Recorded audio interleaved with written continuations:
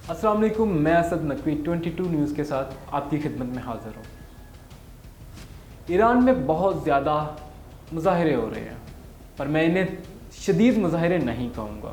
मैं सारी डिटेल बताऊँगा कि ये हो क्यों रहे हैं मुज़ाहरे, और इन मुज़ाहरों को हाईलाइट कौन कर रहे हैं, और ये असल मसला क्या था, वजह क्या थी। ये सारी चीज़ें मैं आपको बताऊँगा, और फिर इसमें तादाद कितनी है, और तादाद के साथ साथ ये कर कौन रहे हैं, मैं आपको पूरी डिटेल बताऊंगा, सारी की सारी। सबसे पहले तो आ जाते हैं कि ये मुज़ाहरे हो क्यों रहे हैं। एक 22 साल की लड़की थी, 13 सितंबर को उसे अरेस्ट किया गया, जिसका नाम मासा अमीनी थी। अब उस पर इस तरह से कोई तशद्दुद किया गया, और जो मतलब बज़ाहिर नज़र आता है वो यही है कि उस पर तशद्दुद शदीद किस्म का किया गया, जिसकी वजह से वो हॉस्पिटल में एडमिट हुई, और एडमिट होने के बाद वो 3 दिन तक कोमा में चली गई, और 3 दिन बाद उसकी डेथ हो गई। उसे तशद्दुद का निशाना क्यों बनाया गया? क्योंकि उसका जो स्कार्फ था, उसका जो हिजाब था, उससे थोड़े से बाल नज़र आ रहे थे, जिसकी वजह से उसे तशद्दुद का निशाना बनाया गया। अब जो वहाँ की लोग थे, ज़रा लिबरल टाइप के और मगरब ज़दा किस्म के लोग जो थे, उन्हें ये चीज़ बहुत नागवार गुजरी। उन्होंने क्या करना शुरू कर दिया? एहतजाज शुरू कर दिया। अब ये मामला, उन्हें जो एहतजाज था, वैसे देखा जाए तो ये सिर्फ़ और सिर्फ एहतजाज जो है ये तशद्दुद के ख़िलाफ़ बनता है, क्योंकि तशद्दुद किसी भी किस्म का, किसी भी मसले का हल नहीं होता। लेकिन ये मुज़ाहिर किस चीज़ पर हो रहे हैं, किस चीज़ के ख़िलाफ़ हो रहे हैं? हिजाब के ख़िलाफ़ हो रहे हैं। ट्विटर पर हंगामा बरपा है।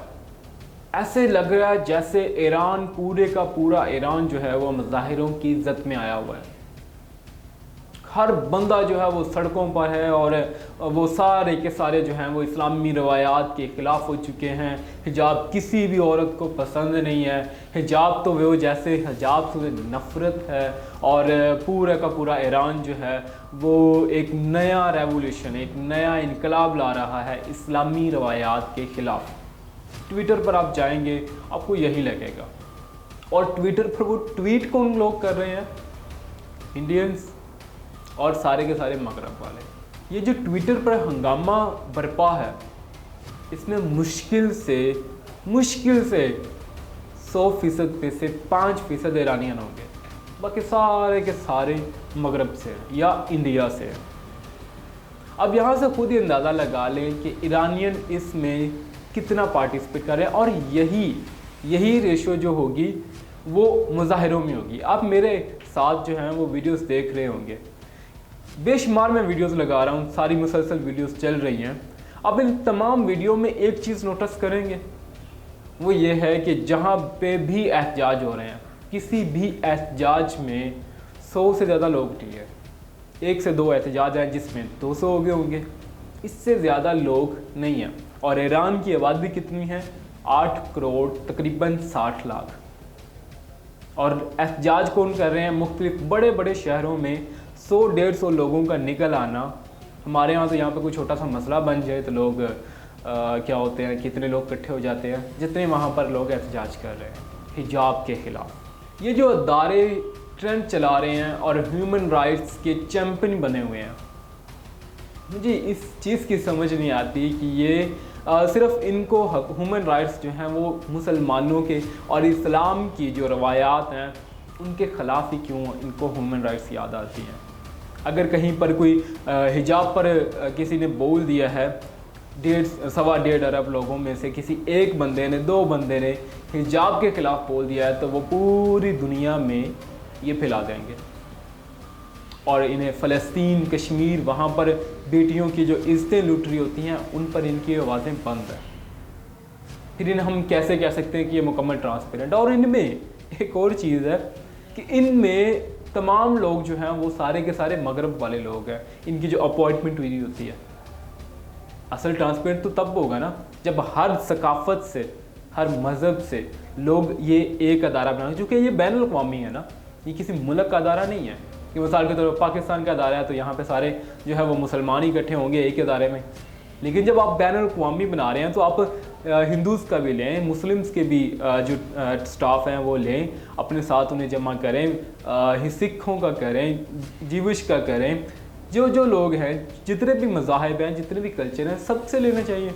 تب آپ کو پتہ چلے گا نا کہ بھئی ایک شخص کا جو ہیومن رائٹ ہے، ایک شخص کے جو ایک کمیونٹی کے جو رائٹس ہیں وہ کیا ہیں. ہماری کمیونٹی کے جو رائٹس ہیں وہ حجاب پہننا ہے، ہمارے اسلام میں ہے، اور اس سے آگے بات ہی ختم ہو جاتی ہے جب اللہ تعالیٰ کی طرف سے ہمیں حکم آ گیا کہ آپ نے حجاب پہننا ہے، حجاب کے بغیر آپ نکلتے ہیں تو یہ حرام ہے. اس کے بعد اس پر ہمارے لیے کنورسیشن کرنا، ڈیبیٹ کرنا بھی حرام ہے.